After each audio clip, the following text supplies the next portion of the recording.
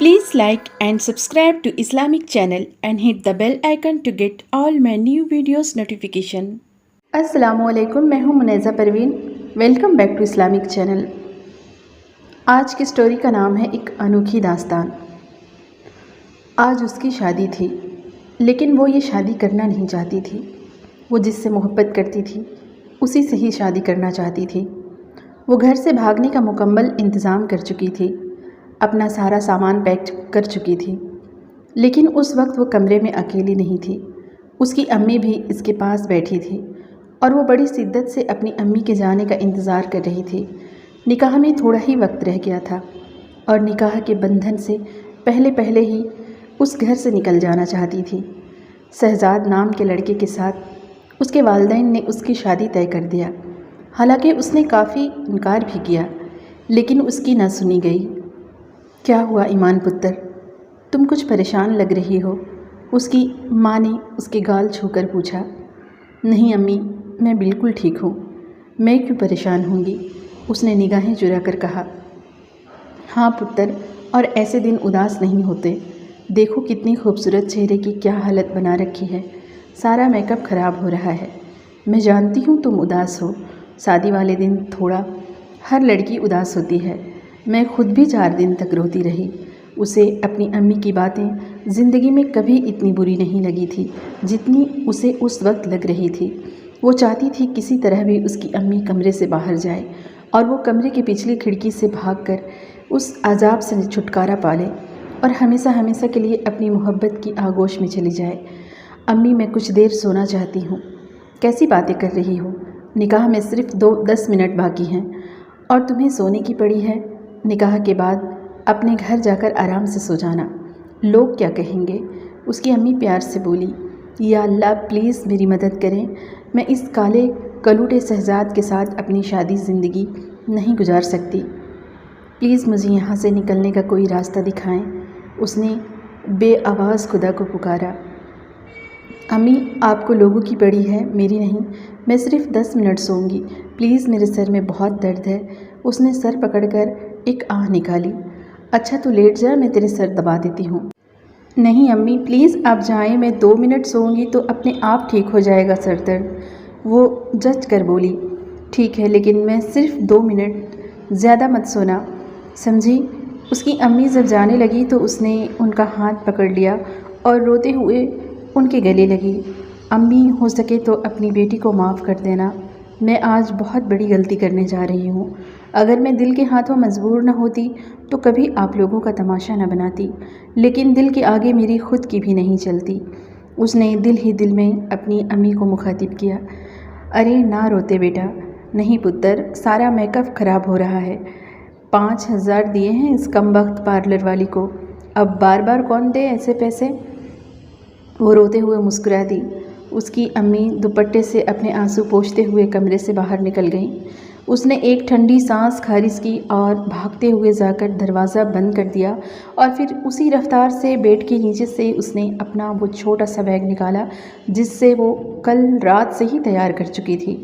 उस बैग में उसने कुछ मज़ीद चीज़ों का भी इजाफ़ा किया और फिर भागते हुए खिड़की तक गई और आसपास नज़र दौड़ाने लगी। उसे कोई नज़र नहीं आया। उसने खुदा का शुक्र अदा किया और वापस आकर दरवाज़े में से एक सफ़ेद खाली कागज़ निकाल कर उस पर कुछ लिखने लगी।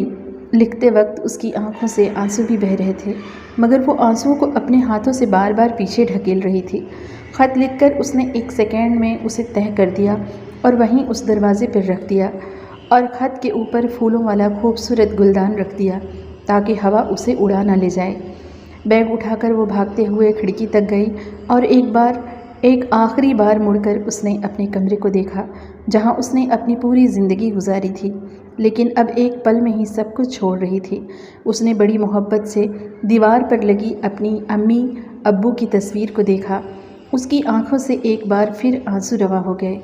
ये बहुत कमज़ोर लम्हा था और वो किसी भी सूरत में कमज़ोर नहीं पड़ना चाहती थी। उसने एक लम्हे में दुपट्टे को खिड़की से अच्छी तरह बांधा और उसके सहारे नीचे उतरने लगी। उसका कमरा चूँकि ऊपर वाली मंजिल पे था, इसलिए वो बिना कपड़े के नीचे नहीं आ सकती थी। नीचे उतरने के बाद उसने चारों तरफ निगाह दौड़ाई। कोई नहीं था। रात के इस अंधेरे में कोई उसे देख न सका। जिस तरह वो सारे काम तेज़ी से कर रही थी, उसी तेज़ी से वो घर के बड़े दरवाजे से बाहर निकल गई। जब वो सड़क पर आई तो उसने एक आखिरी बार अपने पूरे घर को देखा, जो खूबसूरत रंगीन रोशनियों से नहा रहा था, और अगले ही पल वो भागती हुई समाल की तरफ चल पड़ी। हज़ारों मंजिलें होंगी, हज़ारों कारवां होंगे, निगाहें हमको ढूंढेगी, न जाने हम कहाँ होंगे। रात के 10 बज रहे थे। सड़क पे इतना ज़्यादा रश नहीं था, लेकिन इक्का-दुक्की गाड़ी गुजर रही थी। वो सबसे छुपते छुपाते बड़ी मुश्किल से मुसाफकत के तय कर रही थी। तेज़ तेज़ चलने की वजह से उसका सांस फूल चुका था। वो बैग उठाकर काफ़ी थक चुकी थी, और ऊपर से उसने जेवरात इतना भारी अरूसी जोड़ा पहना था, उनकी वजह से वो झुंझलाहट का शिकार थी। उसने आरिम को भी मैसेज कर दिया था, वो भी थोड़ी देर तक पहुंचने वाला था। बहुत लंबा सफ़र तय कर चुकी थी वो। अब वो काफ़ी दूर आ चुकी थी। अगर उसे ढूंढने की कोशिश भी की गई तो इस तरफ कोई नहीं आएगा। उसे इत्मीनान था, लेकिन वो घबरा भी बहुत रही थी। एक अकेली लड़की सुनसान सड़क पे दुल्हन के लिबास में, कुछ भी हो सकता था। आगे जाकर सड़क पार्क की तरफ मुड़ती थी। वो भी उसी तरफ चली गई। पार्क में रात के वक्त कोई नहीं होता, इसलिए वो जगह सुनसान थी, और यही वो जगह थी जहां उसने आरिम को बुलाया था। अब वो पार्क के दरवाजे के बिल्कुल पास खड़ी थी और बार बार ऊपर आसमान को देख रही थी। घबराहट और डर की वजह से उसकी आंसू भी सूख चुके थे। वो आसपास निगाह दौड़ाकर मोबाइल से जल्दी जल्दी मैसेज टाइप करने लगी। कहाँ हो आरिम, प्लीज़ जल्दी आओ, मैं वेट कर रही हूँ, जल्दी आओ। मैसेज सेंड करके उसने मोबाइल एक बार फिर बैग में डाल दिया और चोरी चोरी इधर उधर देखने लगी। उस सुनसान पार्क में रात के वक्त कोई भी आ सकता था। कोई जुआ खेलने वाला, कोई नशा करने वाला, या फिर कोई सिक्योरिटी गार्ड, कुछ भी हो सकता था। उसका दिल धक धक कर रहा था। वो बार बार सामने सड़क को देख रही थी जहाँ से आरिम को आना था। थोड़ी देर बाद उसे अपने बिल्कुल सामने किसी रोशनी का एहसास हुआ। हेडलाइट्स की रोशनी बिल्कुल उसके चेहरे पे पड़ रही थी। बाइक आकर बिल्कुल उसके पास रुक गई। फ्रेंड्स, अगर ये स्टोरी आप आगे भी सुनना चाहते हैं कि आगे क्या हुआ, तो कमेंट में ज़रूर बताएं, और जो मेरे चैनल पर न्यू हैं वो चैनल को सब्सक्राइब करके बेल आइकन को प्रेस कर लें, ताकि मेरे आने वाली हर वीडियो की नोटिफिकेशन ईजिली आपको मिल जाए। मिलते हैं फिर नेक्स्ट वीडियो में, तब तक के लिए अल्लाह हाफिज़।